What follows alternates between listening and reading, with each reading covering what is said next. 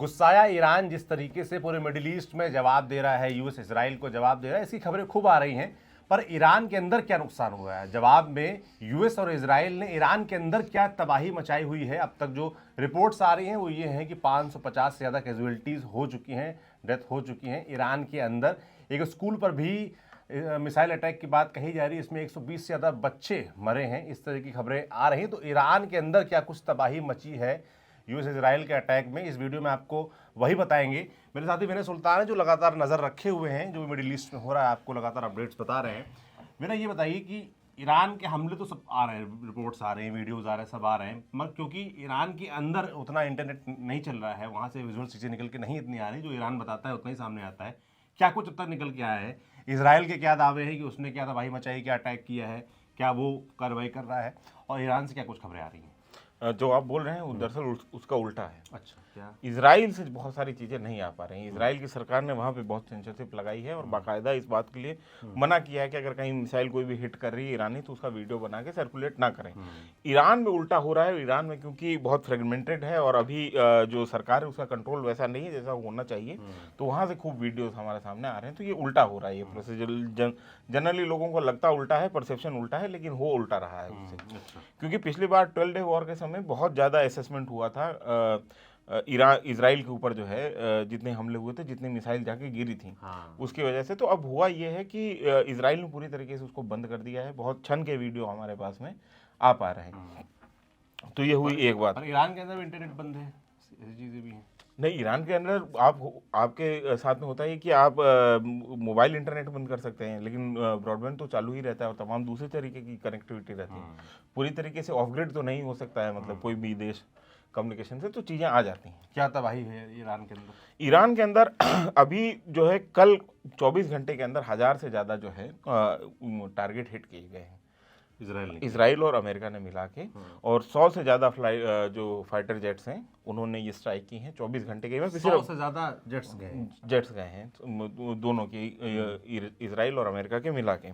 तो इसमें मैं थोड़ा सा शहरवार आपको समझाने की कोशिश करता हूँ कि कहाँ कहाँ क्या क्या हुआ है। तो तेहरान क्योंकि राजधानी है, वहाँ पे ईरान की इंटीरियर मिनिस्ट्री के ऊपर जो है वो ड्रोन से हमला किया गया। इंटीरियर मिनिस्ट्री के ऊपर मिसाइल भी एक लगी है, तो वो मतलब एयर स्ट्राइक भी हुई है, तो वो इंटीरियर मिनिस्ट्री लगभग पूरी तरीके से तबाह हो गई है। थारल्ला में IRGC का इस्लामिक रेवोल्यूशनरी गार्ड कोर का एक हेडक्वार्टर है जो कि इंटीरियर सिक्योरिटी देखता है, मतलब अंदरूनी सिक्योरिटी, जो मतलब पुलिस से ऊपर का काम जो है वो ये करता है IRGC का। तो उसके थारल्ला में उसके ऊपर हमला हुआ है। उसके ऊपर पहले भी उसको निशाना बनाया गया था, कल फिर बनाया गया है। लीडरशिप कंपाउंड है जहाँ पे लीडरशिप ईरानियन रहती है, सिक्योर इलाके होते हैं जिसको हम पोश इलाके बोलते हैं, लुटियंस दिल्ली टाइप के। तो वहाँ पे नीलोफर स्क्वायर नाम की एक जगह है, एक जन्नताबाद एक जगह है जहाँ पे ईरानियन लीडरशिप रहती है, जहाँ पे उनके आवास हैं, वहाँ पे हमले हुए हैं उन आवासीय परिसर पे। उसके अलावा नतान जो इस्तेफान जो है स्वाभाविक टारगेट हैं इजराइल के, क्योंकि वहाँ पे सबसे ज़्यादा न्यूक्लियर जो है फ्यूल एनरिचमेंट की जो जितने भी फैसिलिटीज़ है वहाँ पे है। नेतान्ज में, इस्तेफान में इनका डोमेस्टिकली जो डिफेंस कॉरिडोर है वो भी बना हुआ है। वहाँ पे डोमेस्टिक इंडस्ट्रियल कॉम्प्लेक्स भी है, माफ़ कीजिए, तो वो भी वहाँ बना हुआ है। किरमानशाह में वेस्टर्न माउंटेन बेस जो है वहाँ पे हमला हुआ है, क्योंकि यहाँ पे अंडरग्राउंड मिसाइल फैसिलिटी है किरमानशाह में, तो उसके जो वेस्टर्न माउंटेन बेस है उसके ऊपर भी एयर स्ट्राइक हुई है लगातार। तेहरान में आप इजराइल और यूएसए के स्ट्राइक की नोयत ये समझिए, उसकी इंटेंसिटी ये समझिए कि कल रात को 30 सेकंड के अंदर 30 जगहों पे एक साथ हमला हुआ है। अच्छा, एक साथ 30 जगह मिसाइलें गिरी तेहरान के अंदर, और एक ही शहर में एयर स्ट्राइक हुई 30 जगह पे, चाहे वो पेलोड हो चाहे मिसाइल हो, जैसे भी उन लोगों ने किया है। उसके अलावा बंदर अब्बास स्वाभाविक टारगेट है, क्योंकि वहाँ पे इनकी नेवी फैसिलिटी है और सबसे बड़ा बंदरगाह है, डीप सी पोर्ट है। तो IRGC की जो नेवल एसेट्स हैं उसमें अमेरिका की तरफ से दावा किया गया है कि उन्होंने कुछ वेसल्स जो हैं इनकी डुबाई है और पूरी तरीके से इसको डिस्ट्रॉय कर दिया है। बंदर अब्बास में जो इनकी नेवल फैसिलिटी है उसको, ये अमेरिका की तरफ से दावा किया गया। उसके अलावा ईरान ने एक नया तरीका लड़ाई का ढूंढा था नेवी में, स्वाम बोट, मतलब छोटी छोटी बहुत सारी बोट्स एक साथ हैं कि जो बड़े वेसल के खिलाफ जाके अटैक करें। तो ऐसे जो कि तेज चलने में तेज हों और मैन्यूवर कर सकें बहुत आसान से, क्योंकि बड़ा जो शिप कैरियर है, मतलब कैरियर शिप है, वो इतना तेजी से मैन्यूवर नहीं कर पाता है। तो स्वाम बोट्स को भी नुकसान पहुंचाया। उसके अलावा कोस्टल मिसाइल बैटरीज जो हैं, जो जहाँ से इन मिसाइल बैटरीज के जरिए स्ट्रेट ऑफ हॉर्मुज के ऊपर कंट्रोल रखने की कोशिश कर रहा है ईरान। तो वो कोस्टल मिसाइल बैटरीज जो हैं उनको भी टारगेट बनाया गया है बंदर अब्बास में। तो इसके अलावा आह्वान करके एक जगह है ईरान में जो कि इनका बड़ा ऑयल प्रोड्यूसिंग एनर्जी का बड़ा केंद्र है, जहाँ पे ऑयल पाइपलाइन है, उसको टारगेट किया है ईरान ने। जब ईरान माफ़ कीजिए इसराइल ने, जब ईरान ने लगातार इनके एलाई जो कंट्रीज़ हैं मिडिल ईस्ट में उनके ऑयल फैसिलिटीज़ को जब टारगेट करना शुरू किया गया तो इसराइल ने फिर आह्वान में, तो ये आज हुआ है? आज हुआ है ये, पिछले 24 घंटे का मैं आपको बता रहा हूँ। सऊदी में जब ऑयल रिफाइनरी उसके रिटेलिएशन में, उसके अलावा फर्दों में अंडरग्राउंड जो न्यूक्लियर फैसिलिटी है उसके ऊपर हमला किया गया, एरियल स्ट्राइक की गई। हालांकि IRGC का कहना है कि वो वहाँ पे लगा नहीं, काफ़ी दूर जो है वो एरियल स्ट्राइक जो है वो घिरी है। और इसके अलावा कल हम, जैसा कि हमने देखा था कि लेबनान की तरफ से हिजबुल्लाह ने अटैक करने की कोशिश की थी, उसके बाद रिटेलिएशन किया था IDF ने, मतलब इजरायली डिफेंस फोर्सेस ने। और उसमें अब ये कहा जा रहा है कि हुसैन मकलेद करके एक जो हिजबुल्लाह का लीडर है, जो कि बेसिकली हिजबुल्लाह का इंटेलिजेंस चीफ होता था, उसको इन्होंने टारगेटेड प्रिसीजन स्ट्राइक में वहाँ पे मारा है। लेबनान की राजधानी है बैरूत में, तो वहाँ इनको ये मारा गया है। IDF का एक और दावा है कि 600 टेररिस्ट इंफ्रास्ट्रक्चर जो है वो कल डिसमेंटल किए गए हैं IDF के द्वारा। लेबनान में नहीं, ऑल ओवर। ये तो इसराइल ईरान को भी तो टेररिस्ट स्टेट ही बोल रहे हैं। तो कुल मिला के इनका कहना है कि लेबनान और ईरान मिला के 600 टेररिस्ट इंफ्रास्ट्रक्चर जो है, और 250 से ज़्यादा इन्होंने म्यूनिशन यूज़ किए हैं, मतलब 250 से ज़्यादा गोला बारूद जो है, चाहे वो रॉकेट की शक्ल में हो, चाहे वो मिसाइल की शक्ल में हो, चाहे पेलोड्स हों, किसी भी तरीके को, उनसे 2,500 से ज़्यादा म्यूनिशन इन्होंने यूज़ किया है। और इसके अलावा इन्होंने बड़े लीडरशिप मारने की जो IDF की तरफ से दावा है उसमें सैयद याया हमीदी हैं, जो कि डिप्टी मिनिस्टर हैं इंटेलिजेंस, मिनिस्ट्री ऑफ इंटेलिजेंस में, और उनके पास में कार्यभार था इजराइल अफेयर्स का। अच्छा, ईरान के। तो वो डिप्टी मिनिस्टर होते थे मिनिस्ट्री ऑफ इंटेलिजेंस के। तो उनको जो है इन्होंने कहा है कि हमने मार गिराया है। तो ये IDF की तरफ से दावा किया गया है। हालांकि हमारी तरफ, ईरान की तरफ से अभी इसके बारे में कोई कंफर्मेशन हमको अभी मिला नहीं है। तो ये स्थिति हमको साफ कर देनी पड़ती है कब, जब हम खासतौर पे कॉन्फ्लिक्ट रिपोर्टिंग कर रहे होते हैं, तो दोनों तरफ के अपने अपने दावे होते हैं और इंडिपेंडेंट कुछ कंफर्मेशन होते हैं, कुछ विजुअल कंफर्मेशन होते हैं। तो जैसी स्थिति होती है हम आपको बताते जाते हैं।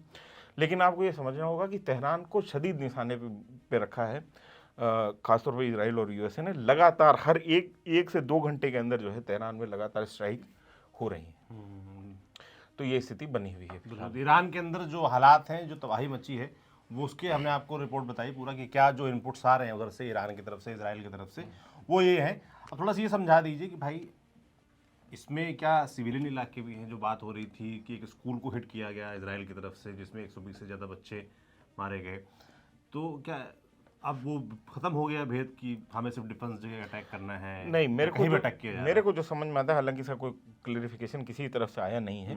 जब IDF के स्पोक्स पर्सन की तरफ से पूछा गया था प्रेस ब्रीफिंग के दौरान, तो उन्होंने ये कहा था कि हम यही कोशिश करें कि आगे इस तरीके के, हमारा पूरे के पूरा वॉर एफर्ट इसीलिए ताकि आगे इस तरीके की घटनाएं ना हो, निर्दोष ना मारे जाएं, जो ईरानी रिजीम जो निर्दोष मार रही है उससे बचने के लिए। लेकिन उन्होंने कोई जिम्मेदारी ओढ़ी नहीं। होता क्या है कि ग्राउंड इंटेलिजेंस जो होता है, ग्राउंड पे जो आपका इंटेलिजेंस होता है, जब कोई भी ऐसी स्ट्राइक होती है बड़ी, तो आप 2-3 तरीके से इंटेलिजेंस को कंफर्म करने की कोशिश करते हैं, चाहे टेक्निकल इंटेलिजेंस है, चाहे सैटेलाइट की आपकी वीडियोग्राफी है, चाहे आप ड्रोन के जरिए, तो आप लोकेशन देख पाते हैं। लेकिन आपको ह्यूमन इंटेलिजेंस की जरूरत जरूर पड़ती है ताकि आप ये कंफर्म कर पाएं कि वो फलाना आदमी वहाँ पे है कि नहीं। तो मेरे को ये लगता है कि ह्यूमन इंटेलिजेंस का एरर यहाँ पे रहा होगा, जो ह्यूमन इंटेलिजेंस ने, ये कोई मतलब मैं IDF या इसराइल की तरफ से सफाई नहीं दे रहा हूँ, मैं जनरल एक मतलब ऑपरेशनल क्या गलती हो सकती है उसका अंदाजा भर है एक पत्रकार के तौर पर, मैं बहुत साफ कर देना चाह रहा हूँ। तो ह्यूमन इंटेलिजेंस की तरफ से ये गड़बड़ हुई होगी, मतलब मेरा ये अंदाजा है कि उन्होंने ये बताया होगा कि यहाँ पे ये फलाना टारगेट बैठा हुआ है, जो कि टारगेट नहीं है। वैसे भी आप सोचिए, कोई भी सेना, दुनिया की कोई भी सेना हो, वो सिविलियंस पे हमला करने से बचती है, और ये बिल्कुल, मगर युद्ध जिस दिशा में जा रहा है वहाँ कुछ भी मुमकिन है। मगर जो स्टैंडर्ड प्रोटोकॉल्स होते हैं मैंने उसके तहत बता रहे हैं। मैं मतलब एक ऑपरेशनल में मतलब डिफेंस, मतलब मेरा एनालिसिस ये कहता है सामान्य तौर पे, मतलब हम ये मानते हैं दुनिया की कोई भी जो प्रोफेशनल सेना है, चाहे वो इसराइल की हो, चाहे ईरान की हो, ईरान का भी ऐसा ही सिमिलर है कि वो सिविलियन इलाकों में सेनाएं अटैक करने से बचती हैं, ये उनकी ट्रेनिंग का पार्ट है। आप ये समझिए। अब ये ऐसी स्थिति तब होती है जब कोलेटरल डैमेज हो, मतलब कि आपको गलती से आपको हो जाती है। सामान्य तौर पे एक रिस्पॉन्सिबल देश अपनी गलतियां स्वीकार कर लेता है, लेकिन यहाँ पे टेंशन इतनी है कि इजराइल की तरफ से ये स्वीकार भी नहीं किया जा रहा है कि उनसे गलती हुई है, और गलती हुई है, बेगुनाह लोग मारे गए हैं, और बेगुनाह लोग जो हैं वो जंग में सबसे पहले मारे जाते बिल्कुल, हैं। वो चाहे किसी भी तरफ हो, चाहे वो इसराइल की तरफ हो, चाहे ईरान की तरफ हो, बेगुनाह कहीं भी मारे जाते हैं तो उसको कंडेम किया जाना चाहिए।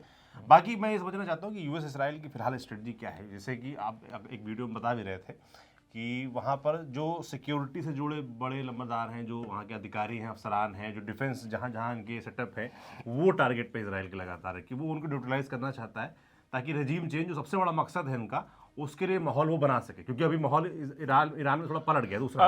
अब तो अभी जो यूएस सेंटकॉम की तरफ से जो ब्रीफिंग हुई है, और यूएस जो वहाँ पे सेक्रेटरी ऑफ डिफेंस, उनकी तरफ से सेक्रेटरी ऑफ वॉर, माफ़ कीजिए, वहाँ पे सेक्रेटरी ऑफ डिफेंस नहीं होते हैं, वॉर ही होता है, तो क्योंकि वो युद्ध कर रहे हैं, वो डिफेंस करने का उनका कंसेप्ट नहीं है यूएसए का तो वैसे इससे सेक्रेटरी ऑफ जो वॉर हैं, उन्होंने अभी ये कहा है कि हमारा रिजीम चेंज करने का कोई मकसद ही नहीं है, तो उन्होंने गोल पोस्ट शिफ्ट कर लिया है। वाह। हाँ, तो ये स्थिति है वहां पे। और अभी तो अब जब रिजीम चेंज करना ही अगर आपका मकसद नहीं है, क्या बवाल तो है? फिर क्यों कर रहे हैं, है ना। तो उन्होंने तरह तरह की सफाई दी। उन्होंने हालांकि ये स्वीकार किया कि आज उनका एक सैनिक और मारा गया है, कोई स्ट्रेटेजिक लोकेशन हिट हुई है, वहां पे उनका एक सैनिक और खत्म हुआ है, यूएस का। मतलब 3 पहले थे, एक और हो। हाँ, 4 हो चुके हैं। तो ऐसी स्थिति अभी बन रही है। तो ये उनका कहना है। तो अभी उनको मतलब ये क्लूलेस है, जो मैं बार बार आपसे कह रहा था कि अब इनको क्या करना है, इनको समझ में नहीं आ रहा है। और ईरान को अगर ये सोच रहे हैं कि ये पूरी तरीके से डिकैपिटेट कर देंगे, बहुत बात हो रही थी कि ईरान का बाल्कनाइजेशन हो जाएगा, कि ईरान में अलग अलग, जैसे कुर्दों को ईरान का एक हिस्सा मिल जाएगा, तुर्कों के पास में एक चला जाएगा, वहाँ तमाम तरीके से एक छोटा सा पर्शिया बीच में रह जाएगा, और इस तरीके से ईरान को कई हिस्सों में बांट दिया जाएगा। जैसे फर्स्ट वर्ल्ड वॉर के बाद में जर्मनी को बांटा गया था तमाम हिस्सों में, उस तरीके की स्थिति, या इटली के साथ में जो हुआ था उस तरीके की स्थिति यहाँ पे होगी, ऐसा इनका दावा है।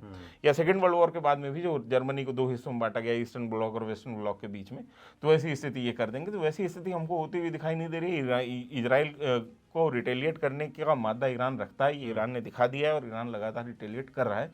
अब ये युद्ध जितना लंबा चलेगा, उतना ज़्यादा अमेरिका की सिक्योरिटी एंजाइटी जो है वो बढ़ती जाएगी, उतना ही इसको महंगा पड़ता जाएगा। इनके 2 बड़े एयर बेसेस जो हैं वो हिट हुए हैं, इवरील में हिट हुआ है, और दूसरा जो है इनका कतर में जो है ये अल उदैद एयरबेस हिट हुआ है। और एक पूरी तरीके से फिफ्थ फ्लीट का जो बहरीन में इनका हेडक्वार्टर था, वो पूरी तरीके से ख़त्म ही हो गया है।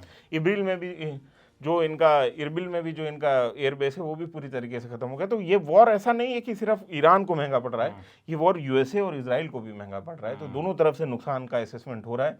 दोनों पार्टीज युद्ध को कितना लंबा खींचती हैं, ये देखने वाली बात है। एक लाइन में कहें, युद्ध जिस तबाही की हम बात कर रहे हैं वही लेके आता है। बाकी युद्ध किस दिशा में बढ़ रहा है, लगातार हमारी नज़र है। जो अपडेट्स हैं अलग अलग जगहों से जो आ रहे हैं, वो आप तक हम क्रेडिबल तरीके से पहुंचा पाएँ, हमारी ये कोशिश है। इसलिए हम बाकायदा मैंने लिख के लाते हैं, देख के क्रॉस चेक करके लाते हैं। कुछ भी आ गया हम दौड़े नहीं चले आते हैं, थोड़ा इंतजार करते हैं, इत्मीनान से आपके सामने चीज़ें लेके आते हैं। हाँ, तो ब्रेकिंग न्यूज़ जो तरजीह देने का, ब्रेकिंग न्यूज़ का विश्लेषण करने का वो हमारे में सिंड्रोम है नहीं। और आखिर में वीडियो के अंत में आपको ये भी कहना चाहता हूँ, किसी भी युद्ध में जो बेगुनाह मारे जाते हैं, जिन बेगुनाहों के साथ में जिनकी कोई वजह नहीं होती और सिर्फ वो 2 सेनाओं के बीच में पिस जाते हैं, उनकी मौत जो है वो सबसे भारी होती है, किसी भी राष्ट्र के लिए, किसी भी लोकतंत्र के लिए, राजशाही भी चाहे ना हो। लेकिन बेगुनाह लोगों को नहीं मारा जाना चाहिए। बुनियादी तौर पर मैं वही समझाने की कोशिश कर रहा था। बिल्कुल, इससे कौन इनकार कर सकता है। बाकी हम लगातार नज़र बनाए हुए हैं, जो भी ईरान, मिडिल ईस्ट से, इजराइल से अपडेट्स आ रहे हैं, आप तक हम यही पहुंचाते रहेंगे।